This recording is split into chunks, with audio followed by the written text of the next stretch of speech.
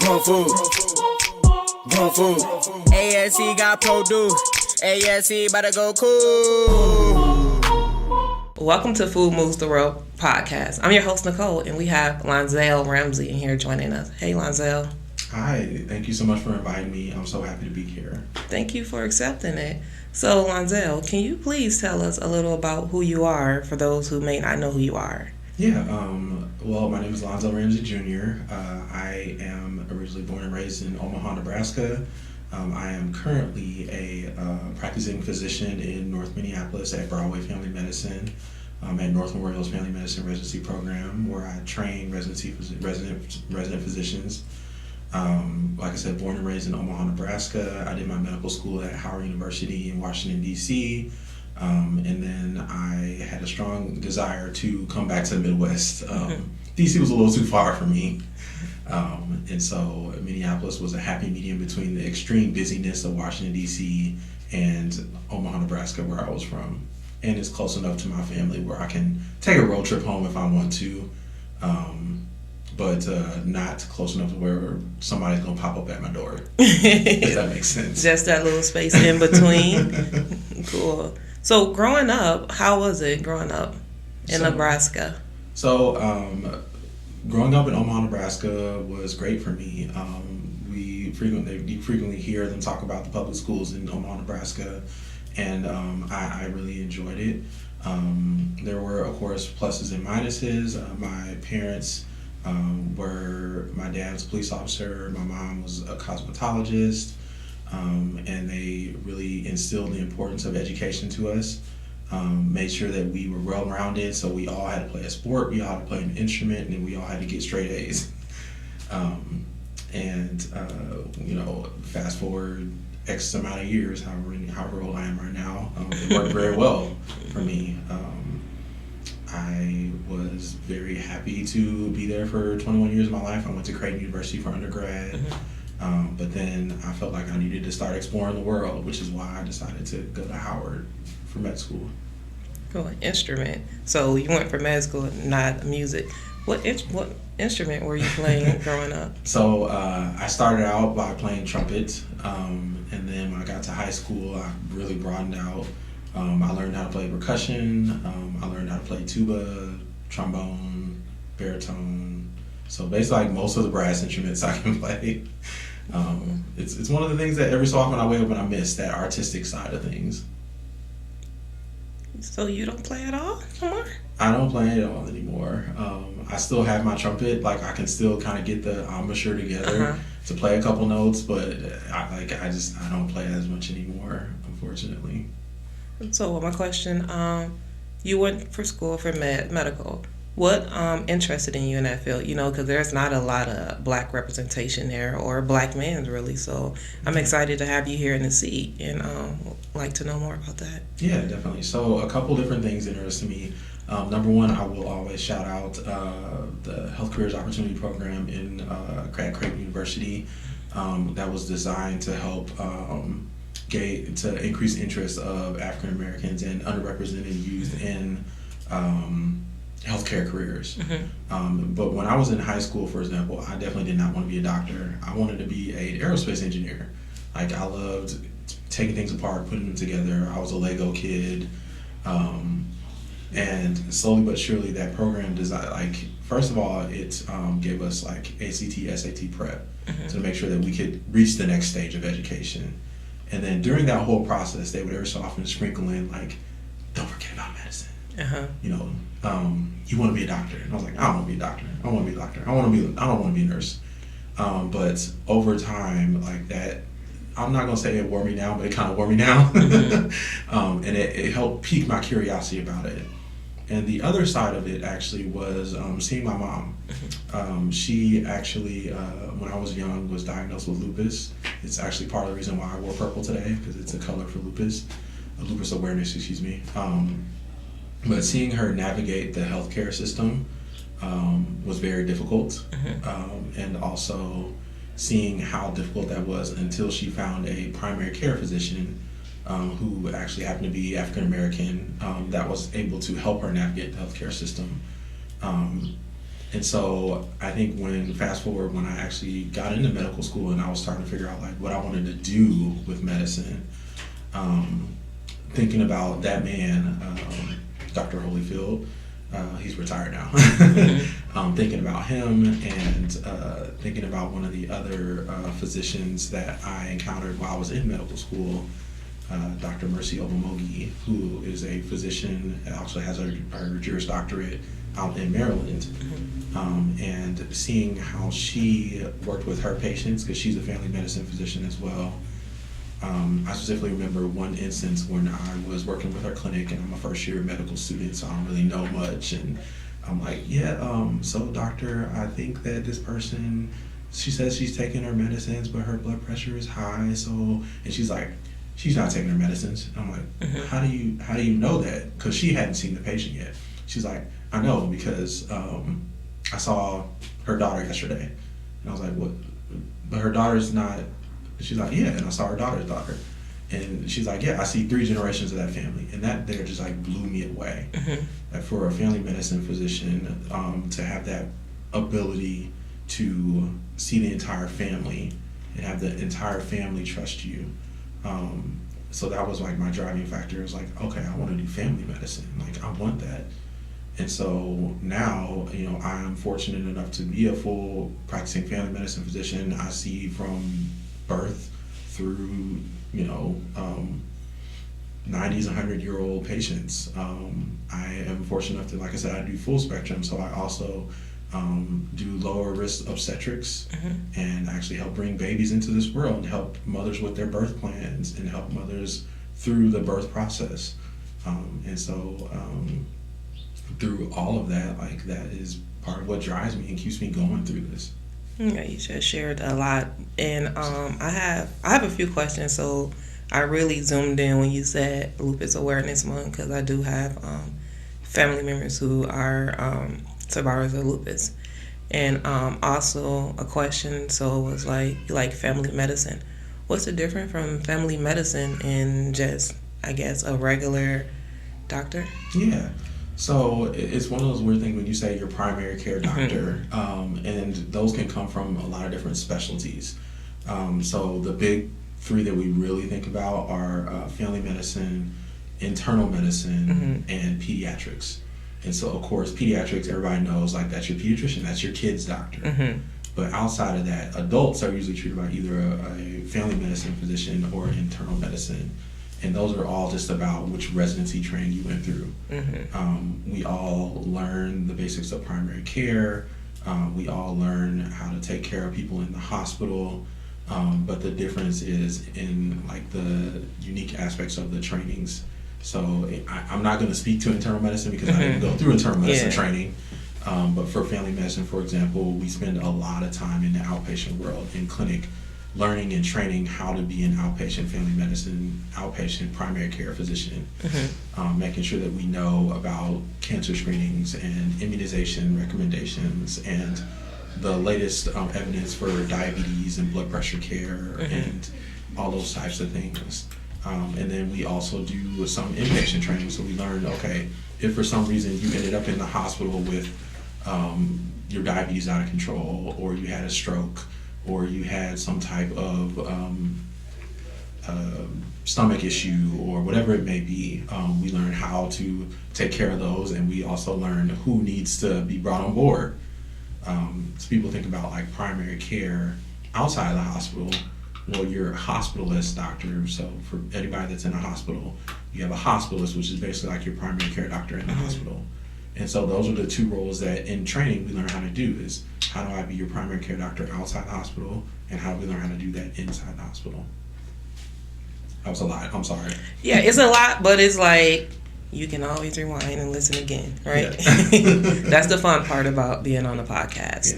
Yeah. And working in the area where you work at in Minneapolis, there are a lot of people you see, right? And there's a big trust issue when it comes to doctors and patients in that area. How do we and you make that connection for people to feel as if they're being heard and they're not just being given something and thrown out the door.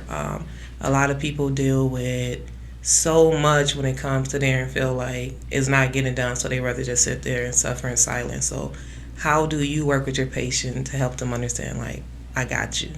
Yeah.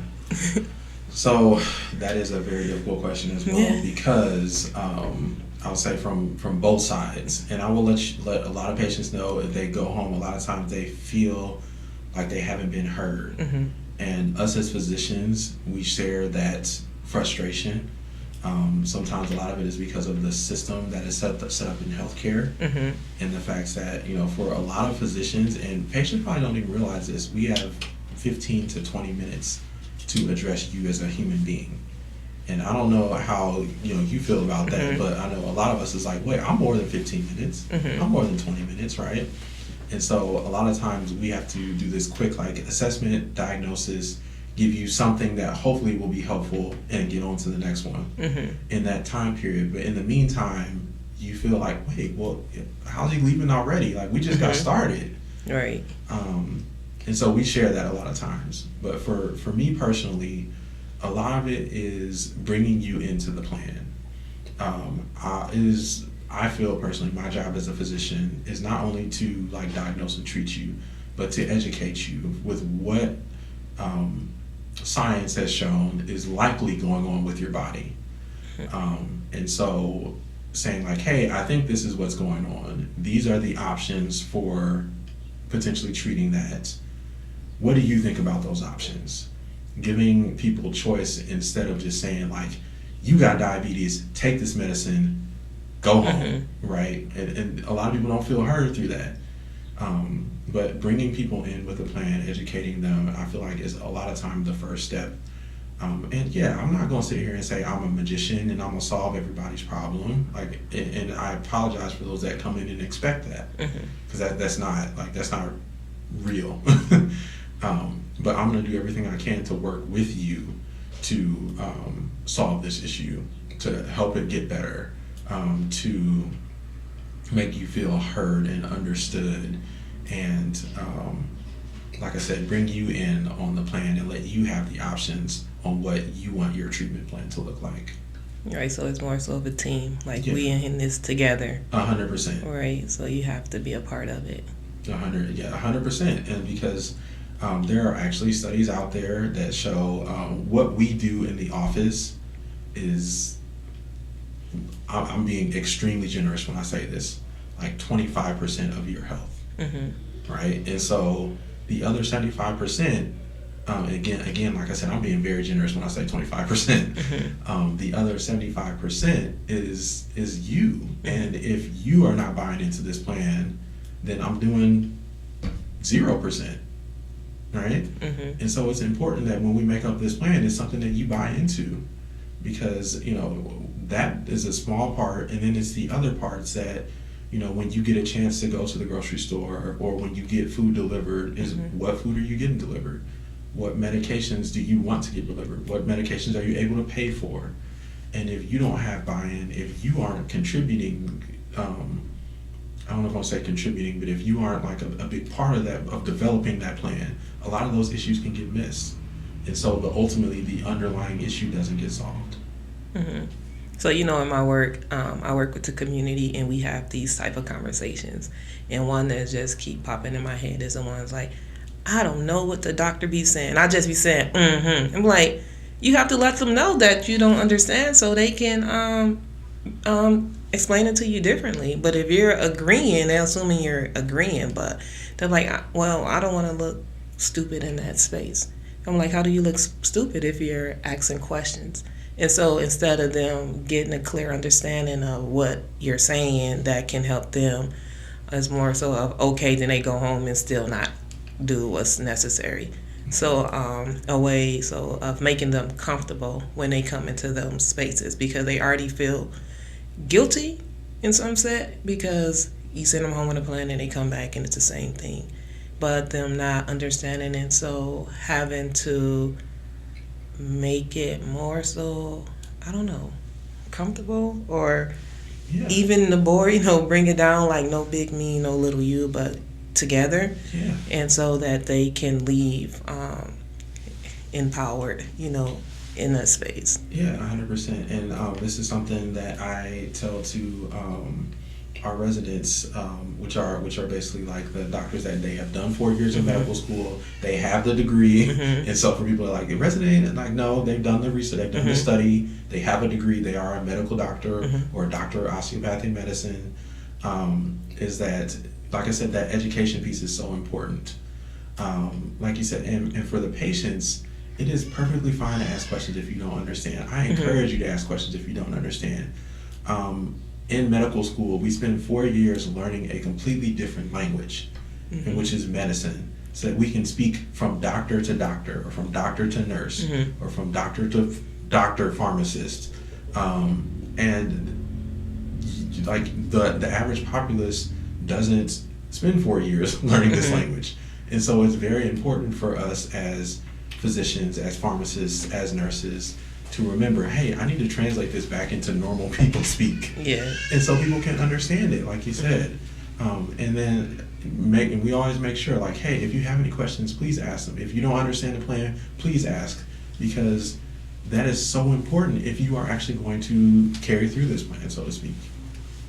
Yeah, and I really love the work that y'all doing there and connecting with community, like the doctors that you send over to our workshops that come in space, and they show up as humans, right? They're not in a cult, they're not big me, little you, but they're there bumping shoulders, talking. It brings more so of a comfortability in being in space where they will like to connect with these doctors, because they like, I'm laughing at you because you didn't know how to cut that. And you can't cook, right? So they see like something where they're lacking and somewhere where they're lacking, where they could come together and build together. So in that space, when we have doctors over there with our participants in the community, it shows that we're all in this together and we all want the same thing, and we're human. And I know that a lot of people become intimidated when that doctor comes in a room, but when it becomes a familiar face or someone they see, and it's someone's from the community that works in the community, it makes it that more easier for them, and for them to have more so of a buy-in that you care for me, so I care for me too, and become healthier and a healthier them. So I also want to thank you for that too. Yeah, no problem at all. It's very important, like you said. It is like 100%. I just agree with you. Thinking about like some of the other things that I do, I work with a mentoring organization called The Ladder, which is a cascading mentorship that also likes to try and encourage people to get interested in medicine. And that is like me outside of the white coat, like you said. It's me outside of the scrubs. It's me outside of the stethoscope. I'm just Lonzale when I'm there, right? And people will say, hey Lonzale, and I'm okay with that. Because I'm like, I'm not nobody's doctor here. I'm just a human being. I'm a person. Yeah. And just like you said, when the residents go to Appetite for Change, for example, like they're just human beings. We're at the same table making the same meal. Yep, I don't have as good of nice skills as somebody else does.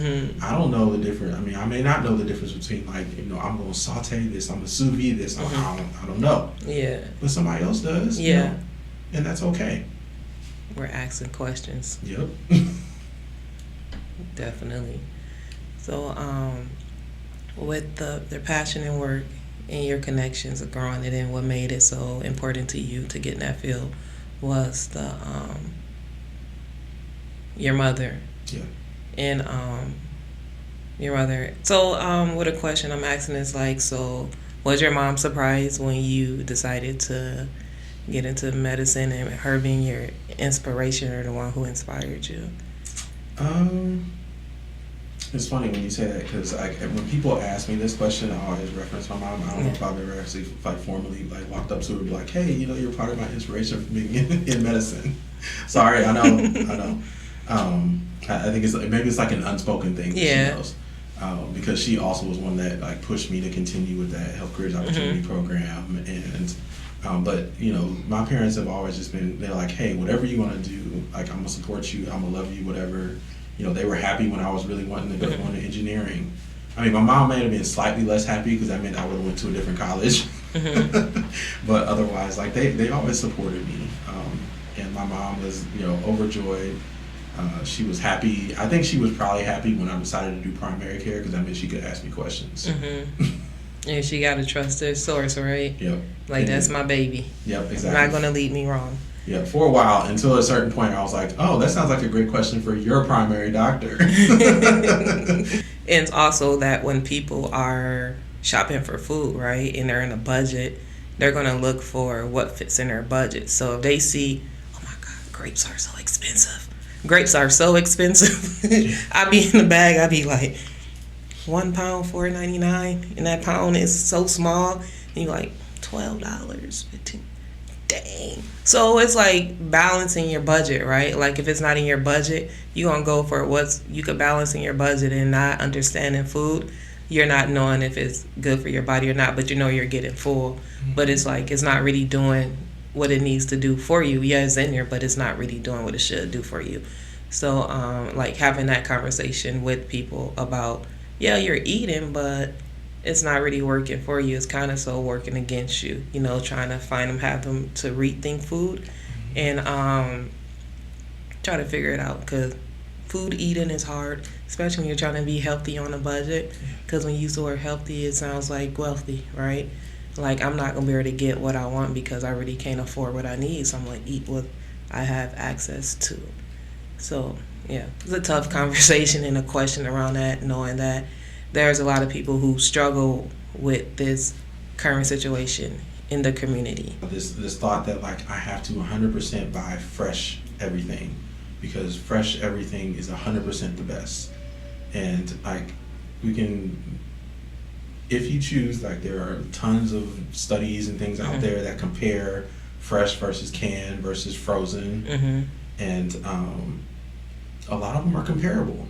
And especially when you think about canned foods, like those are cheaper.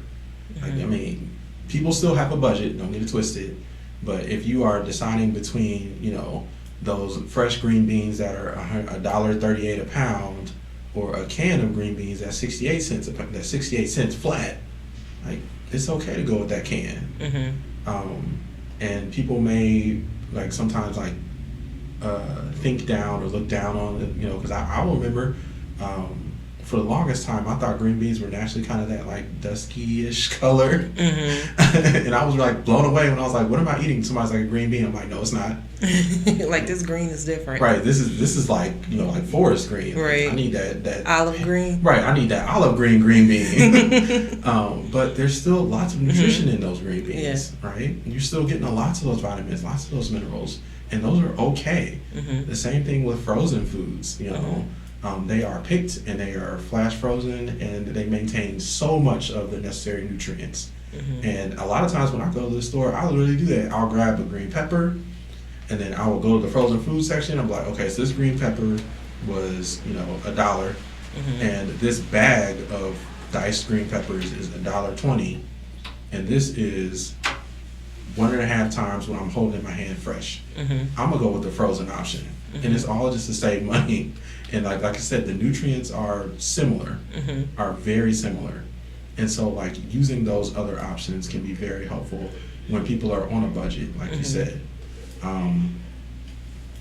When we think about specifically, like, some neighborhoods that have access to, for example, like farmers markets.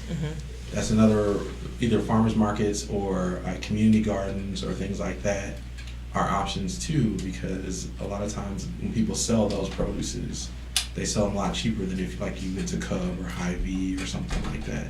So that's another option. I've talked to my patients about.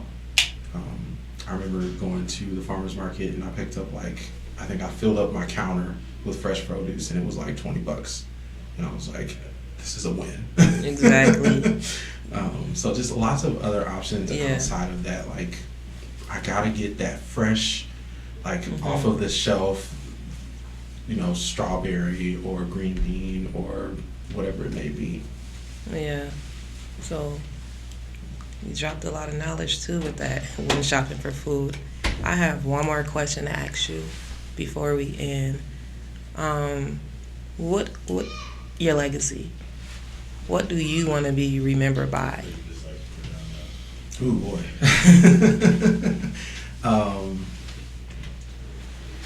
That's hard to to say, because you think about like fast forward 20 years from now, or 30 years, 40 years, 50 years from now, 100 years from now, right? 100 years from now, I want a lot of things. I think my legacy would be when I think about my learners, honestly, the residents and the medical students that I'm teaching right now, is hopefully they gain from me that education and partnering with their patients is paramount to people's health. Like I said, there's only a small amount of what we do in our clinics that is actually fully addressing people's health. So much of it is them, and if you cannot get them to buy into their health, like, it makes it so much more difficult. And so, yeah, if there was something for my legacy, it would be a bunch of practicing physicians that are partnering with their patients. And I know I'm not the only one that's preaching that, I'm not the only one that's teaching that, but if I can put into the world a lot of physicians that are doing that, then I feel like I have done a great deed, and that would be my legacy. Thank you, Lonzale, for joining me today. Yeah, you're very welcome. I'm so happy. I thank you, and thank you for the conversation. Yeah, it was a pleasure. All right, peace. Grown food. ASC got produced. ASC about to go cool, we gon'